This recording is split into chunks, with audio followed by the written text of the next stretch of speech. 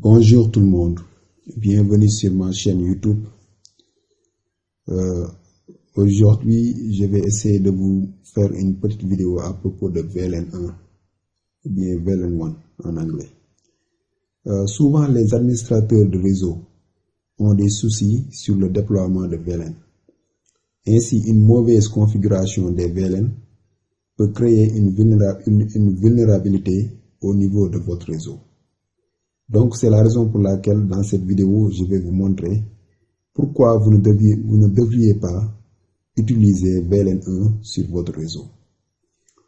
Il y a deux caractéristiques qui viennent avec VLN1 qui sont nuisibles pour la sécurité de votre réseau. Vous allez vous poser la question, quelles sont les deux caractéristiques? Ces deux caractéristiques sont, en premier lieu, par défaut, tous les ports d'un switch appartiennent à VLN1. Ça semble vous faciliter la vie, mais c'est une faille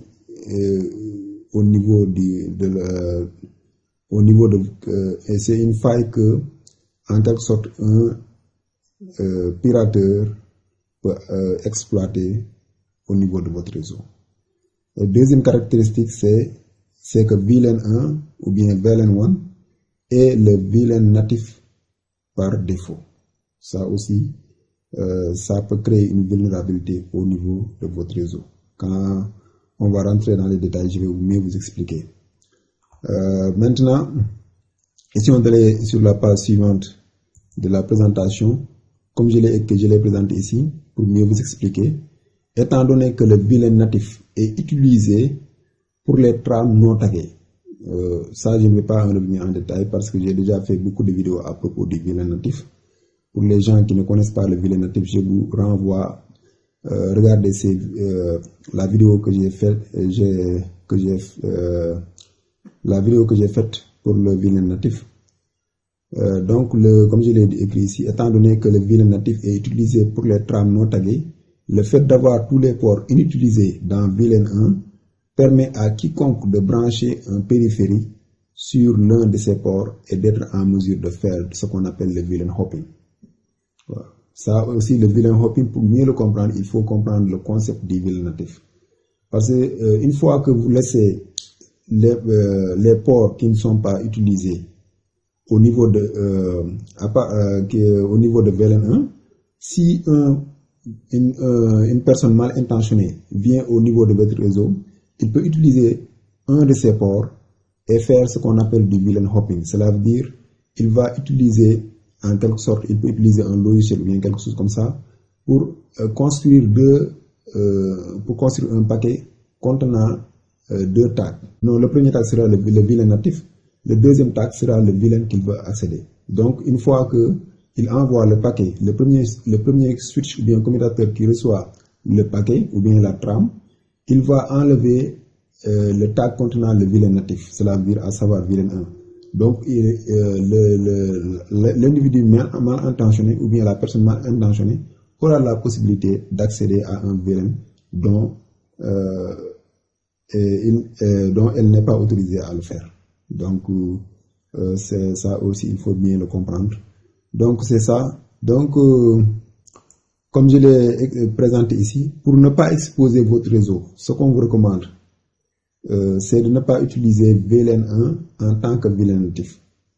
Et puis de ne pas laisser les ports utilisés dans VLN1. Donc, c'est ça la recommandation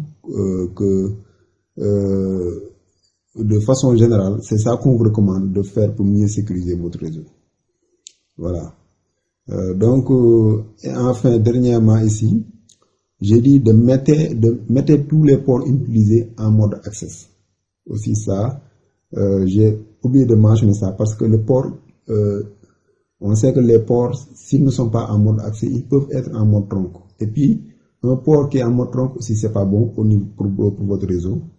C'est pas même logique de cette vidéo, mais par exemple, si le port est en mode trunk, si un individu ou bien une personne mal intentionnée se connecte sur ce port, il aura aussi la possibilité d'accéder à des VLN dont elle n'est pas autorisée à le faire.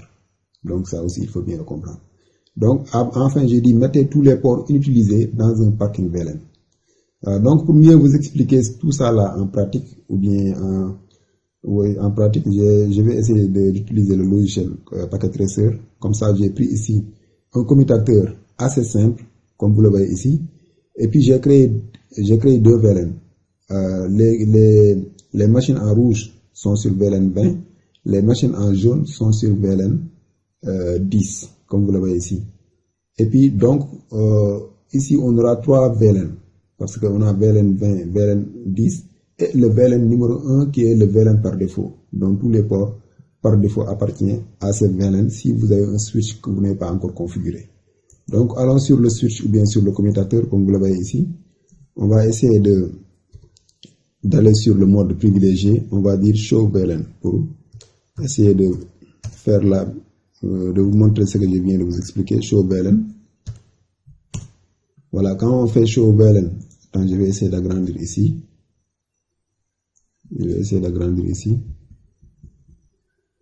Voilà, quand on fait Show VLAN, vous voyez, tous ces ports, les ports qui appartiennent à VLAN 10, ce sont les 2 PC, comme vous le voyez, à savoir le port numéro 11, F numéro 11 et F numéro 12.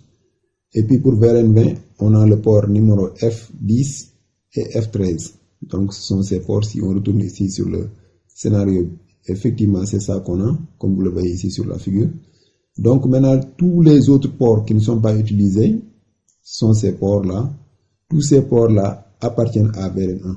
Donc c'est là où il y a le problème. Maintenant qu'est-ce je vous ai expliqué. Maintenant il faut créer, je vais vous expliquer ici, il faut créer ce qu'on appelle mettez tous les ports inutilisés sur un parking VLAN. Un parking VLAN, ça c'est un mot anglais, mais ce que ça signifie si je traduis ça en français, c'est un VLAN de stationnement. Par exemple, c'est un VLAN, c'est seulement pour garder les ports qui ne sont pas utilisés. Si je peux traduire ça en français. Donc, et puis ne laisser aucun port inutilisé au niveau de VLAN 1. Donc, ce qu'on va faire ici, on va en premier lieu créer un VLAN.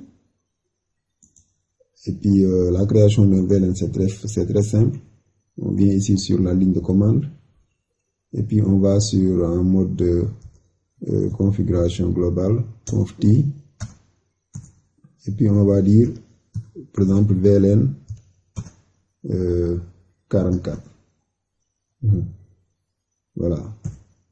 Donc le VLAN que vous voyez là, VLAN 44, donc c'est le VLAN où je vais mettre tous les ports.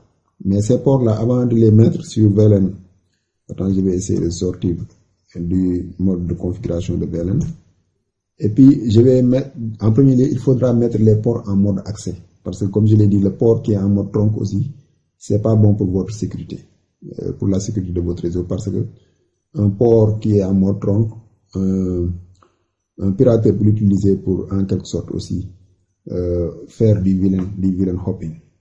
Donc on va essayer de voir les interfaces. Vous voyez,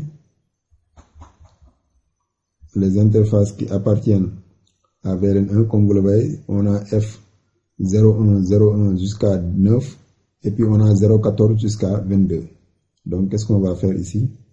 On peut dire, pour aller très rapidement, on va dire interface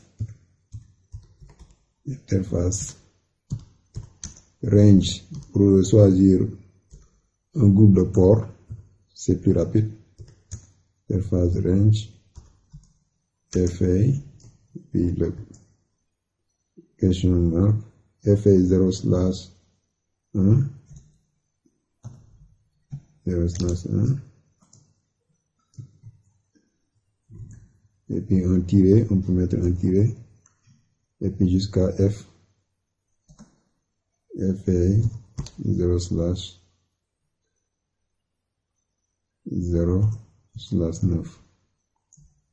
Voilà, excellent. Donc maintenant on va dire switch port mode access et on va dire switch port switch port, access VLAN, ça je pense que vous le connaissez déjà, VLAN 44. Voilà, on va faire de même interface range. On va dire interface range pour choisir l'autre intervalle, c'est entre F0/14 F0/14 jusqu'à F0/24. Voilà. Et puis on va dire interface range, on va dire switch port mode access, switch port mode access VLAN 44. Voilà, excellent. Donc c'est un VLAN comme on l'appelle ça en anglais, un parc VLAN ou bien un VLAN de stationnement, c'est-à-dire un VLAN seulement pour stocker ou bien garder des ports en toute sécurité. Donc on va essayer de sortir d'ici et puis on va finir pour dire show VLAN pour voir ce qu'on vient de réaliser. Vous voyez, excellent. Vous voyez, maintenant au niveau de VLAN 1, il n'y a aucun port maintenant. Vous voyez, bien que le VLAN est actif, mais il n'y a aucun VLAN. Donc maintenant tous les ports, je les ai mis sur le VLAN que je viens de créer, à savoir VLAN 44. Donc c'est comme ça que vous devez procéder. Maintenant ce qui reste au niveau, comme je l'ai dit, pour le VLAN natif, il faudra, pour cet exemple ici là, malheureusement j'ai pas un autre commutateur pour voir les troncs, mais il faudra en ce moment voir tous les ports qui sont en mode tronc, parce que le VLAN natif, comme vous le savez, ça se configure au niveau du port en mode tronc. Donc si on avait un autre commutateur, donc on aura à en quelque sorte sélectionner les ports qui sont en mode tronc et configurer ces ports pour les mettre dans un autre VLAN natif. En ce moment, on pourra aussi créer un autre VLAN, à savoir peut-être VLAN 55 ou bien quelque chose comme ça, et puis on met tous les ports en mode tronc sur ce VLAN. Mais comme je l'ai dit, au niveau de votre réseau, il faut de manière sécurisée écarter VLAN 1 sur votre réseau. Si je peux parler comme ça, c'est le mot le plus